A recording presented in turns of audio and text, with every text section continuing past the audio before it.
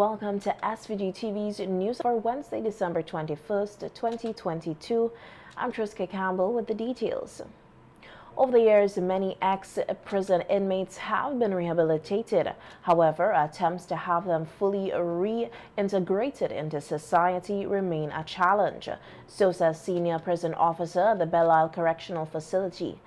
SOP Pilgrim notes that family contributes to the challenges of rehabilitation in prison and the general public when they are released from prison. For my time here in prison, 24 years, the most I could say to the families of inmates is to be a bit more supportive, but in a positive way, because some people usually try to indulge their loved ones who are here still in some form of illegal activities like selling illegal stuff, cell phones, drugs, whatever, to try to communicate, and that would not make the rehabilitate the way they should, because again, that negative support from their loved ones. And to the general public, when a person come to prison, they return back to society, you have to give them that chance to prove themselves. We have this stigma on people when they come to prison and they go back outside. You can't even go and look for a job because somebody gonna pass and say he was in prison, but you did your time, and you should have that second chance to really prove yourself when you integrate back into society. SOP program added that other than the struggle of discrimination during reintegration into society, some ex-prison inmates cannot cope, and some end up back in prison for various reasons. Yeah, most of the guys that come back to the institution, you could see is struggling with the life on the outside, where people deal with them in a negative way. Some definitely need more help than others. Some need more counseling. Some don't even have a home. The family members abandon them totally. So that will be a bigger task. And when some of them self-esteem is so low that it will be hard on the outside if they don't get that full support from the general public.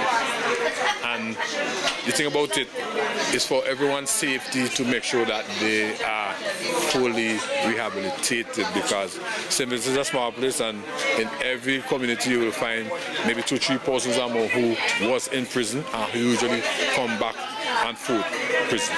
The SOP reminded that persons should not be too quick to judge an ex-prison inmate, as they should have served their time and should have been given a second chance.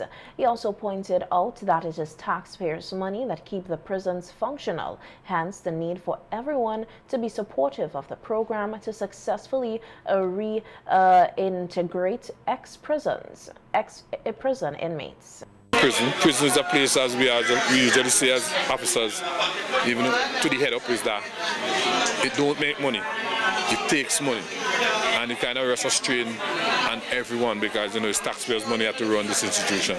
It don't really give back much, and that sometimes put people's mind away from prison, because they will say, why we have to spend this amount of money to hold X, Y, Z, and make it was if the rehabilitation program that we have with limited resource is not functioning the way people expect it to. Although sometimes, they themselves could help us and do more. Sometimes just the little things that matters. You don't expect people to give you maybe financial support, but sometimes just visiting your own people and giving them words of encouragement is enough, and that took care of us a lot. There are currently more than 350 prison inmates currently at His Majesty's prisons, Kingstown and Belle Correctional Facilities. In other news now, the Ministry of Education will embark on a program to revise the primary school's curriculum. This is according to Minister of Education Curtis King, who in his contribution to the debates in the 2023 budget estimates said the program will be undertaken in conjunction with the OECS Education Development Management Unit. He says they will also be looking at the development of new education sector plan that will run from 2023 to 2030. In fact, we have already commenced on the preparatory work for the revision of the curriculum. Members of the team that will be leading this process, they receive training from the University of the West Indies, and that training focused primarily on curriculum-related matters.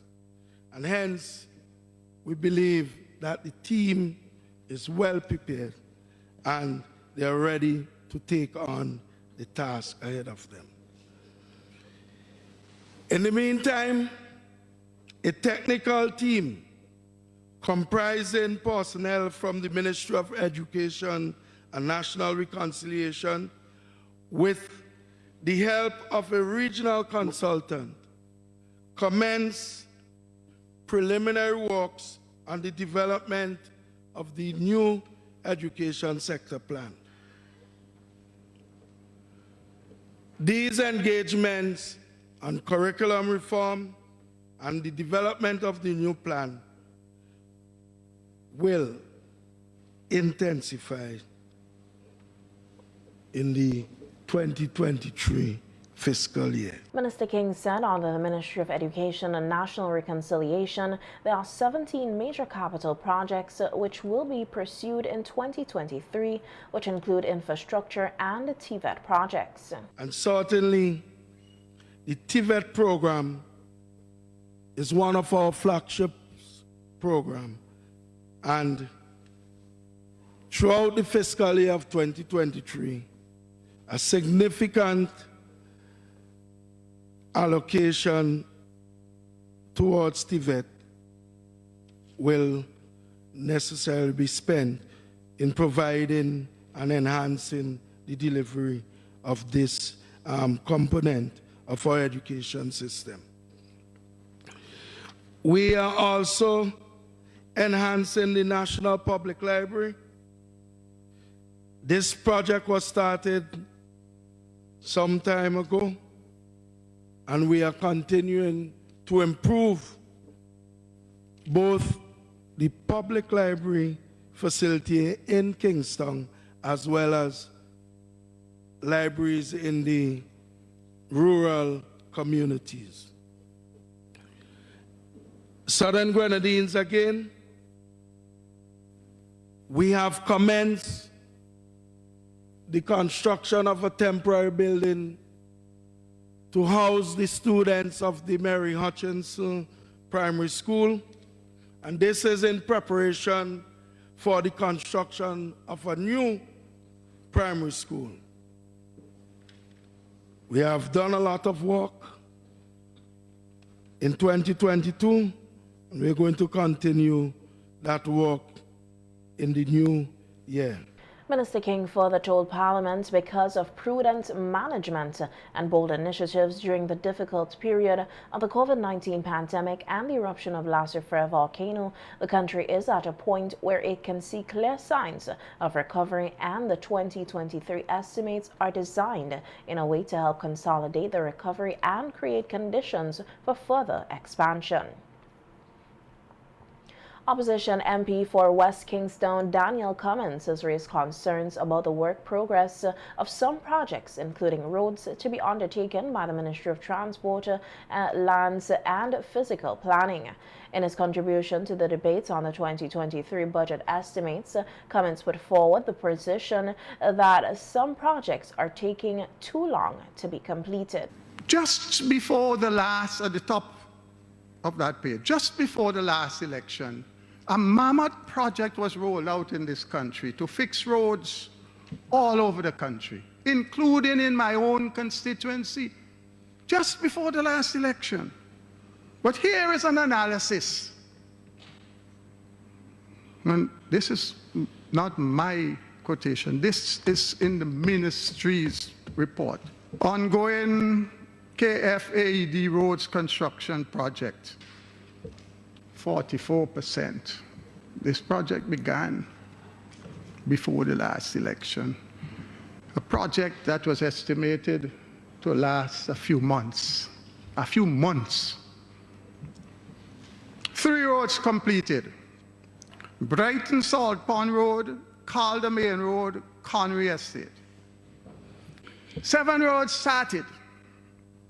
Bel Air Village Road, 82%. Carrera Road, 12%. Enhams Road, 2% complete. Greg Sloman's Road, 85% complete. Montreal Gardens Road, 39%. Does anybody understand that tourism is one of the economic pillars of this country? And a road like the road to Montreal Gardens, after all these years, 39%? Huh? And we serious? Otley Hall Main Road, right in Kingstown, West Kingstown, 11% complete. Minister Cummins told Parliament that road repairs and road buildings left much to be desired. There's no shortage. There's no shortage whatsoever, given the scope of work in St. Vincent and the Grenadines, Madam Speaker. There is no reason why these projects cannot be properly supervised. And clearly, it is not happening. And that is the cause, quite apart from the fact that the government don't have the money or they use the money for the wrong things. Clearly, the contractors are not being held accountable to the people of this country for monies, and some of it grant monies. And it is a disgrace, because I know the people who give us money of this kind send their people to investigate. And that would not sit well for St. Vincent and the Grenadines. You know, it is all over the country. It is glaring. The road going to Otley Hall, Edinburgh, and all those areas, Madam Speaker, I don't know how we haven't had serious tragedies there, because you have a secondary school in Edinburgh, and on a daily basis you have a lot of kids and adults traversing that road. I see for over a year now they're working on the sidewalk. It's almost complete in part. But there are areas where people walking on that road is an extreme hazard. I want to ask, Madam Speaker, I want to ask through you, the Honourable Minister, to stop telling us what is in the budget and what is proposed, and do an effective examination and come back to us and give us an undertaking of when these projects will be implemented. Area Representative for Maracua, Sinclair Prince, is encouraging his constituents, particularly farmers, to get back into the lands and start to operate as business people. He was at the time addressing an information session in Richland Park recently hosted by the Ministry of Agriculture. Because I know you have the know-how, I know you have the tradition in you, you have the energy still. And we could go a long way. And it is obvious that the government, that the Ministry of Agriculture and the Minister of Agriculture, along with the technical people, are willing to come with us and to go all the way. And once agriculture gets back on the road in the way that we would want it, the economy is going to thrive. And the economy within Maracua, of course, will develop more and more. We were so serious about this because we had the Lacroix boxing plant. We had decided, well, when I was Minister of Education, that we would use that as a technical institute, a Maracua Technical Institute, which would have some agriculture in it, of course.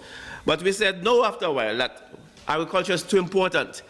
We need the boxing plant as a hub. And he has said that he wants to use Maracua as a hub in terms of the agricultural production development in St. Vincent and the Grenadines. So we left that. But that is not to say that we have abandoned the idea. We bought some lands at Hopewell, and we're going to build a technical institute there. People will do agriculture there and other things. All right? So I just brought that up to tell you that we continue to look at agriculture as a very important economic activity in Maracua still, although bananas has gone away. A lot of these hotels are coming to St. Vincent and the Grenadines and would need local produce. And you are the persons. Once you could tell yourself that you can do it, you will be able to do it, and you will now be able to make money from your produce. The traffickers still have their role, the vendors still have their role, but you need to get something from farming too. You are farmers. And I don't understand, it's the only thing, I don't understand how farmers get in less money than other people for farm produce. It's something that has boggled me since I was a little boy in farming up and down Shot-Tail, trying to help my grandfather in the banana field. However, that's by the way. So I'm thankful that they've come to the valley. I'm thankful that you have responded in the way you have, and that you are willing to continue into farming and to do as we would want you to do to expand agricultural production here in Marikwa. Prime Minister Dr. Afghan Salves, during his weekly appearance on NBC Radio's Face-to-Face program today, extended Christmas greetings to the Vincentian public, wishing everyone a peaceful and good neighborly Christmas, a season of love, hope, and continued faith, and a peaceful, prosperous, and secure 2023. The Prime Minister says he has been taking in some of the activities, noting that it has been a busy season for him. Well, I've been a few places up and down the country, and I've been up in the gardens. I want to go into 9 mornings tomorrow morning. I've been very tied up each of the mornings, getting up early and having work doing now. Right. And I've been visiting places, the sites, and where we're doing a lot of projects, and visiting communities. Yesterday I was in yesterday was particularly hectic. I had a series of meetings in the morning, and then I had to go. Yesterday was the last day, or today probably is, out at the workers who work in a diamond now. Okay. On the hotel. Yes. So I went to be there with them to show solidarity with them and see how far they're going. They're going pretty well. They tell me they're on target to open, to finish for November. Okay. November next year. Good. Just about the time when Sandals should be finishing. Sandals maybe December. Then the young ladies and, well, the local community organized a luncheon in Park Hill for the elderly, and they had it at Black Point. I was involved in it. So I had to go and show my face naturally and wish all my old friends my solidarity and Christmas greetings. And the Prime Minister appealed to persons to desist from vandalizing the Christmas decorations, including the lights. It has come to my attention, and I'm using this opportunity to appeal to persons to just leave the lights alone, or leave the artifacts, the little Christmas things, which be on plants or trees. Just leave them alone now. I mean, a report came to me that at Georgetown somebody damaged some lights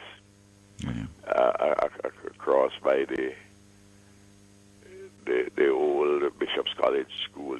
What's called the Progress Hall, the Anglican community building, and people removed, some of these little Santa, about 5 or 6 of them, and damaged a couple of the lights. I was finding out, how things were going, and that report was given to me. We had to do better than that. PM Gonsalves says generally people seem to be in an upbeat Christmas mood with a lot of giving.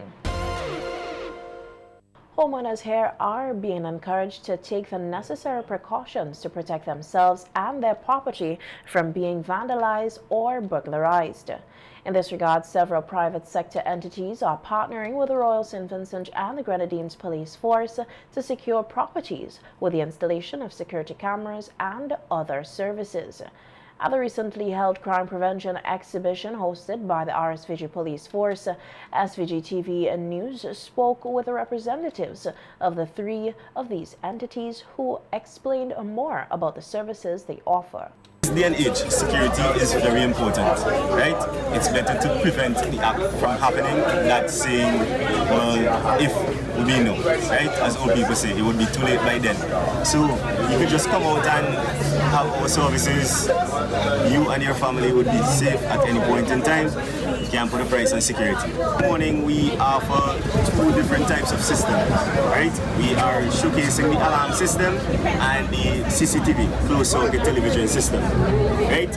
With the closed circuit television system, we are showcasing the 4 megapixel dome cameras and the 2 megapixel bullet cameras, which we have installed on the pole right there. Well, you could contact us by our landline number 453-1160. Guards, man. Well, we do alarm systems and cameras. We do monitoring for the alarm system, 24/7 alarm monitoring. So we install magnetic locks, which is these, and these are the keypads. So when it entering, you'll have to put in the code and then it enter. This is the alarm system. We install the motion detectors. We have also temperature sensors, which works along with the panel. We also do intercoms in terms of like if you have like a gate which is far from the property, you could have the outside stations when the person comes. Eventually not inside, we'll see them. The number is 456-4500. And also now we have the fax number, which is 456-66-17. So yeah, so that's basically it. We are located at Upper Canehall. Yeah, thank you very much. What we are exhibiting today is our camera system, our alarm system, and different variety of cameras that you could use as your form of security, and different wireless alarm system that you could use as part of your protection for your home and your business. Now, our company is Paladin SVG. The Stubbs Police Youth Club on Monday, December 19th, executed its second and final Christmas community project for 2022 at the Stubbs Community Center. The project, which was executed under the theme Love in Action, saw 11 children who lost one or both parents in recent years receiving Christmas gift baskets. According to Area Coordinator Corporal Lavita Boe, only 5 children were initially earmarked to be beneficiaries.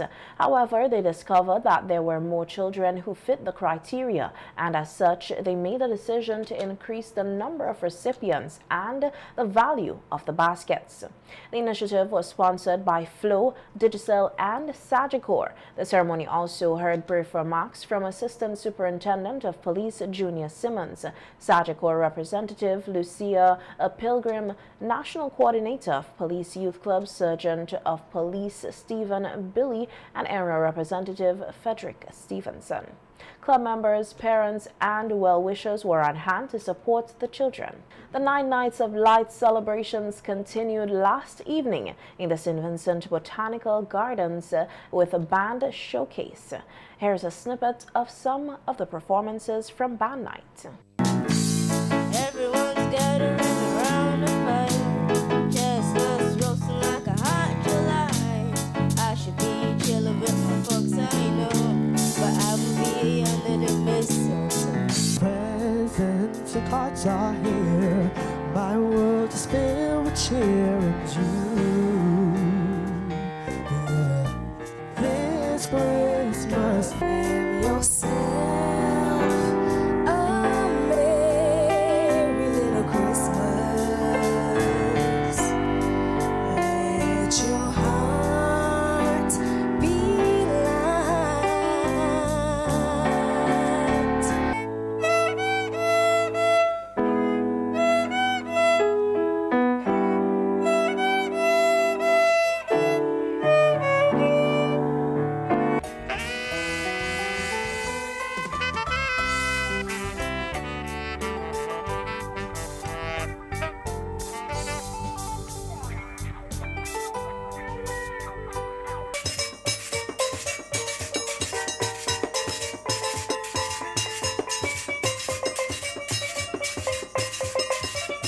Christmas on a broke pocket day. We bring you a reggae Christmas. We bring you a a reggae Christmas. We bring you a reggae Christmas and a dancehall New Year.